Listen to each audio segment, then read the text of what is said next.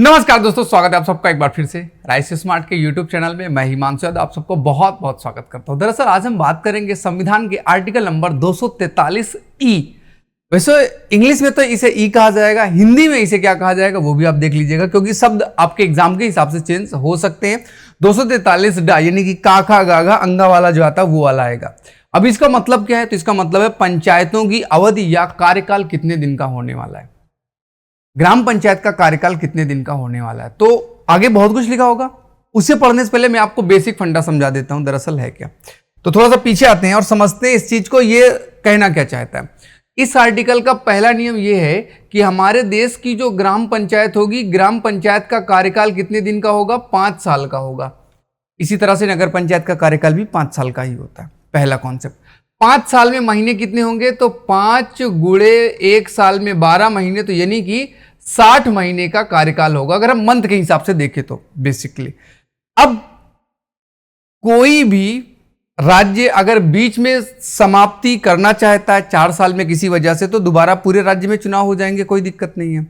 लेकिन मान लीजिएगा कि 60 महीने के मध्य अवधि में जो व्यक्ति ग्राम पंचायत का सदस्य चुना गया है वो रिजाइन कर दे, डेथ हो जाए, मर जाए, तब क्या होगा? क्या उसकी पत्नी को कार्यकाल बाकी का दे दिया जाएगा या दोबारा चुनाव होगा? तो दोबारा चुनाव होगा, कार्यकाल किसी को दिया नहीं जाता। जो व्यक्ति जीता है उसी के पास कार्यकाल रहेगा, पहली बात। दूसरी बात, मान लीजिएगा कि अगर यह 2 तरीके से कार्यकाल समाप्त हो रहा है, एक तो 5 साल में पूरा हो गया तो उसकी तो कोई बात ही नहीं, लेकिन उसके अलावा अगर किसी व्यक्ति का कार्यकाल सपोज करिएगा कि 55 माह के बाद खत्म हुआ, 55 महीने के बाद अगर उसका कार्यकाल या उसका डेथ हो गया या उसने रिजाइन कर दिया, तो 55 के बाद कितने महीने बचेंगे? 5 महीने शेष आपके बचेंगे, अभी कार्यकाल और बचा है। पहली कंडीशन। दूसरी कंडीशन, मान लीजिएगा कि किसी व्यक्ति का कार्यकाल अभी जो है 53 महीने का हुआ है और इसके बाद उसने रिजाइन कर दिया या उसकी डेथ हो गई, तब ऐसे में कार्यकाल कितने दिन का बचा? तो अभी मान लीजिएगा आपका पास 7 महीने का कार्यकाल बचा, एक में 5 महीने का और एक में 7 महीने का। हमारे देश का नियम क्या है कि अगर कोई व्यक्ति जो कि पंचायत का चुनाव जीतता है, उसकी डेथ होती है, तो वहां पर दोबारा चुनाव कराया जाएगा, वह व्यक्ति दोबारा चुनाव जीतेगा। पहला सिंपल नॉर्मल कॉन्सेप्ट। लेकिन अगर जिस व्यक्ति की डेथ हुई है उसने अपना 4.5 साल का कार्यकाल पूरा कर लिया है, 4.5 साल बोले तो आपका 60 में 6 महीने घटा दीजिएगा, 54 महीने। अगर किसी व्यक्ति ने 54 महीने का कार्यकाल पूरा कर लिया है, तो अब जो चुनाव होगा और जो व्यक्ति चुनाव जीतेगा उसे 5 साल प्लस इधर के बचे हुए 6 महीने का भी कार्यकाल मिलेगा, यानी कि 5 साल 6 महीने का कार्यकाल उसे मिलेगा।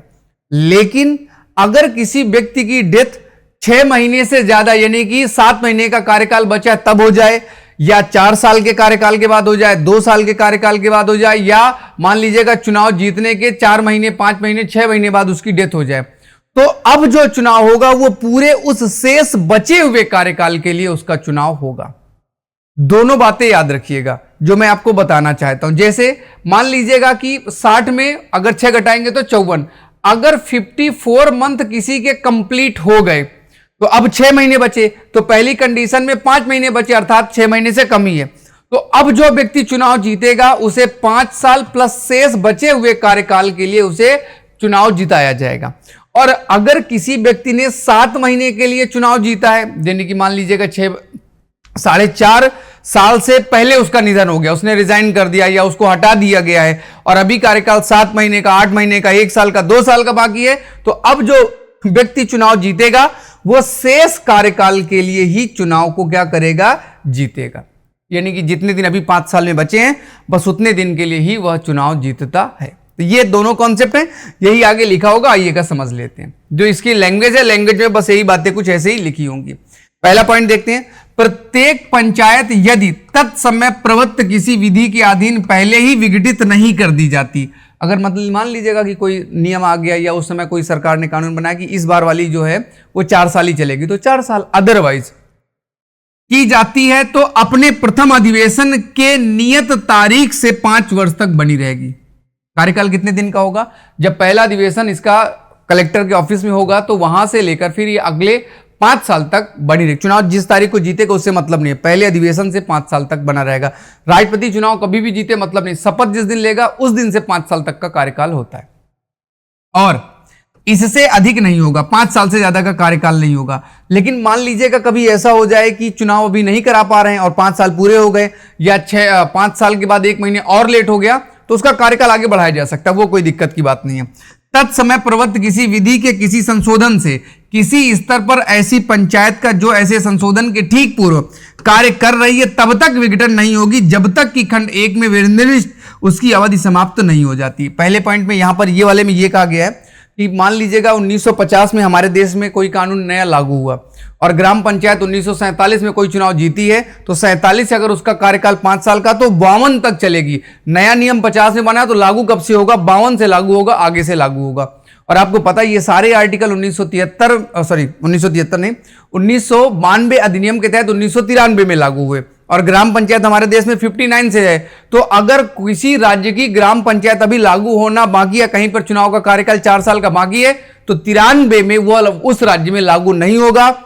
जब 4 साल उस कार्यकाल के पूरे हो जाएंगे वहां के, तब उसके बाद फिर उस राज्य में चुनाव कराया जाएगा और उसे संवैधानिक दर्जा प्रदान किया जाएगा। बीच में पूरे राज्य में, पूरे देश में विघटित नहीं हुई थी। फिर से समझ लो, 1959 के तहत भारत में राज्यों में चुनाव कराए गए थे ग्राम पंचायत के, और संवैधानिक दर्जा कब दिया गया? 1992 अधिनियम के तहत। और अब अगर किसी राज्य में 1991 में चुनाव हो गए तो 5 साल चलेगा, यानी कि 96 तक चलेगा। तो 92 के तहत 93 में निरस्त नहीं होगा, वो 96 के बाद वहां पे दोबारा चुनाव करा के फिर उसे संवैधानिक घोषित किया जाएगा। बस इतनी सी बात है। आगे इसमें समझते हैं, आगे क्या कहा गया भाई अगले पॉइंट में। किसी पंचायत का गठन करने के लिए निर्वाचन खंड 1 में निर्दिष्ट उसकी अवधि की समाप्ति के पूर्व, यानी कि अगर किसी का कार्यकाल 5 साल का पूरा होने वाला है तो उसके बाद नहीं, उसके पहले ही चेक कर लिया जाएगा कि कार्यकाल इसका पूरा जो है होने से पहले चुनाव करा लिए जाए, क्योंकि जैसे इसका कार्यकाल पूरा हो तुरंत जो नई चुन कर आई है उसको हम आगे का 5 साल का कार्यकाल दे दे, बीच में गैप ना होने पाए। उसके विघटन की तारीख से 6 माह की अवधि समाप्ति के पूर्व पूरा किया जाएगा, यानी कि 6 महीने पहले ही आप इलेक्शन करा के रख लो। परंतु जहां पर वह शेष अवधि जिसके लिए कोई विघटित पंचायत बनी रहती है 6 माह से कम है, वहां पर ऐसी अवधि के लिए उस पंचायत का गठन करने के लिए इस खंड के अधीन कोई निर्वाचन कराना आवश्यक नहीं होगा। अर्थात अगर 4.5 साल का कार्यकाल पूरा हो चुका है और इसके बाद पंचायत विघटित होती है तो दोबारा चुनाव नहीं कराया जाएगा, वो एक साथ ही फिर चुनाव कराया जाएगा जो कि उधर 5 साल वाला होगा, क्योंकि 6 महीने के लिए चुनाव कराने की कोई जरूरत नहीं है। चुनाव तब होगा जब कार्यकाल 6 साल से ज्यादा का मिले, तब होगा, और वो भी बचे हुए अवधि के लिए ही चुनाव करवाया जाएगा, जैसे मैंने आपको पीछे बताया। आगे, किसी पंचायत की अवधि की समाप्ति के पूर्व उस पंचायत के विघटन पर गठित की गई कोई पंचायत उस अवधि के केवल शेष भाग के लिए बनी रहेगी जिसके लिए विघटित पंचायत के खंड 1 के अधीन बनी रहती है, यदि वह इस प्रकार विघटित नहीं की जाती। यानी कि खंड 1 में कहा गया 5 साल का कार्यकाल, और मान लीजिएगा कोई 4 साल में विघटित हो गई, तो इसमें पॉइंट नंबर 4 के तहत उसका शेष कार्यकाल कितने दिन का रहेगा? 1 साल के लिए ही कार्यकाल रहेगा, वो पुरानी वाली में ही काउंट हो जाएगी। वही जो मैंने आपको शुरुआत में बताया वही बात यहाँ पर फिर से लिख दी गई है। उम्मीद करते हैं आपको वीडियो पसंद आया होगा। अगर वीडियो पसंद आया तो लाइक करें, दोस्तों के साथ शेयर करें और कमेंट करके बताएं कैसा लगा। जय हिंद, जय भारत।